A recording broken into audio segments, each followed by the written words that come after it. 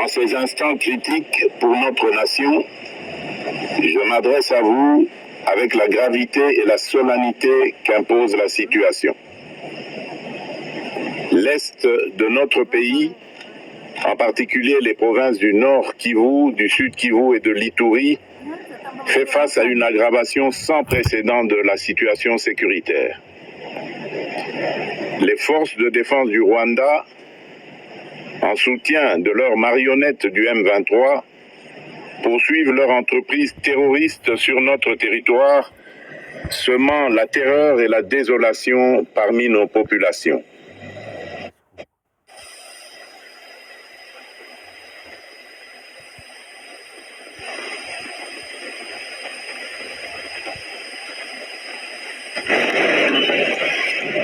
Mes très chers compatriotes, en ces instants critiques pour notre nation, je m'adresse à vous avec la gravité et la solennité qu'impose la situation.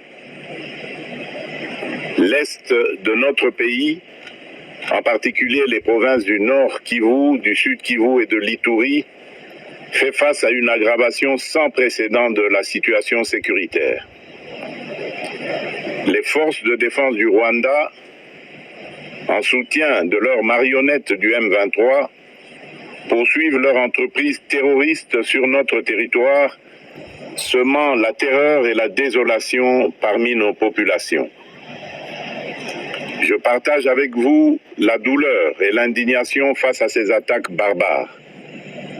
Ces actes ne sont pas seulement une attaque contre la République, mais une offense à l'histoire et à la dignité de notre peuple.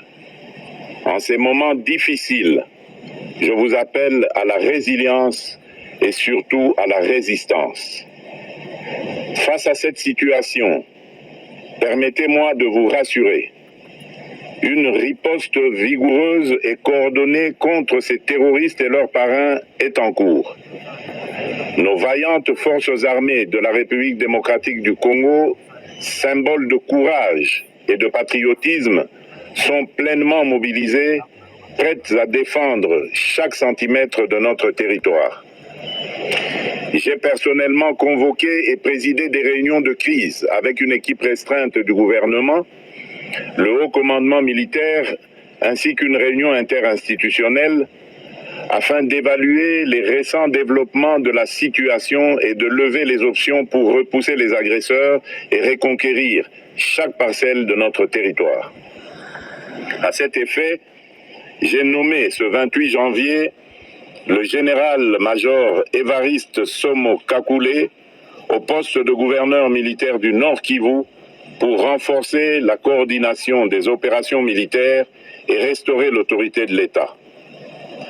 Parallèlement, nous avons engagé d'importantes démarches diplomatiques, notamment au sein du Conseil de sécurité des Nations Unies, ainsi que dans le cadre du processus de paix de Luanda, auquel nous restons pleinement engagés malgré les obstacles.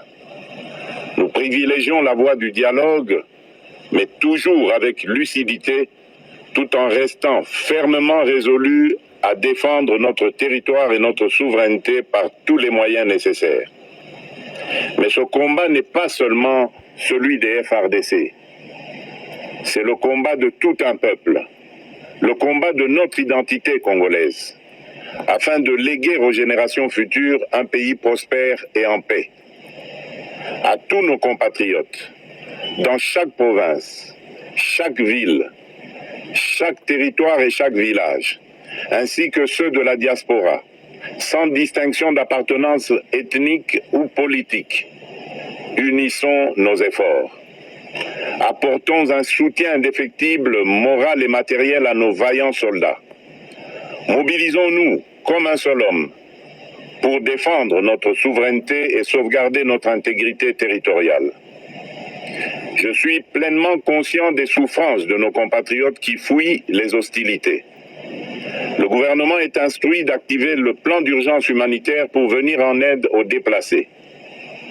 À vous, habitants de Goma et des environs, je ressens profondément votre douleur qui est aussi la mienne. Elle traverse nos cœurs et nos âmes en tant que fils et filles d'une même patrie. Mais face à cette épreuve, je vous exhorte à puiser dans cette force intérieure qui fait la grandeur du peuple congolais. Résistez avec courage. Faites preuve de vigilance constante et gardez votre calme malgré l'adversité. Sachez que nous ne sommes pas restés inactifs. Des plans de contingence sont préparés pour assurer la protection de la population civile et prévenir toute escalade de la violence. Les dispositifs de sécurité ont été renforcés pour protéger les zones stratégiques et nous travaillons sans relâche pour garantir le fonctionnement des services essentiels.